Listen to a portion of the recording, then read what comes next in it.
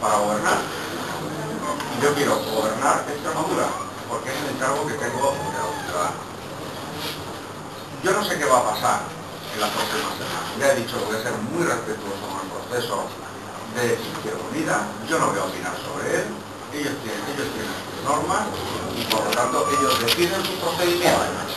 Igual que nosotros tenemos nuestras normas y elegimos nuestros procedimientos, o cualquier formación política tiene sus normas y sus procedimientos. Yo creo que, al igual que a mí me molestaría que se criticara una toma de decisiones en el seno del Partido Popular por otra fuerza política, en coherencia yo no puedo opinar ni debo opinar del proceso o de la hoja de ruta que se haya marcado Izquierda Unida.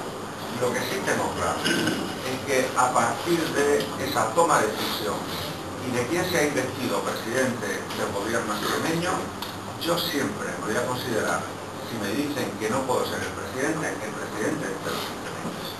Lo voy a considerar. Pero no porque tenga fuerza moral, porque tengo la fuerza de los votos. Y hay quien puede decir, es que Extremadura vota a izquierda. No, mire, no, con todo lo respeto. Si hubiera habido una coalición de izquierda, si hubiera ido en coalición hermanados Partido Socialista, Izquierda Unida, como había tanto deseo de cambio, yo estoy convencido que no hubiera tomado un 33. Extremadura ha votado lo que ha votado. El Partido Popular en la dimensión que lo ha votado, el Partido Socialista en su dimensión, Izquierda Unida en su dimensión, pero ha votado cambio. Ha votado cambio, no ha votado coalición. No ha votado coalición. O si me lo permiten, ha votado coaliciones. Partido Popular, Extremadura Unida, Partido Socialista, Prescret, Izquierda Unida, SIE y los Pérez.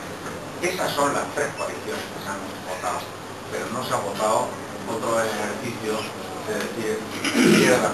Eso no tiene ningún sentido. Por lo tanto, tenemos la fuerza moral. Yo estoy muy satisfecho de tener un partido que ha roto eso que parecía que estaba escrito a fuego y de manera imperdurable por los tiempos de los tiempos. Extremadura, y esa es la noticia que la ha llevado a toda España, no es socialista. Extremadura ya no es socialista. Extremadura tiene plena confianza en el Partido Popular.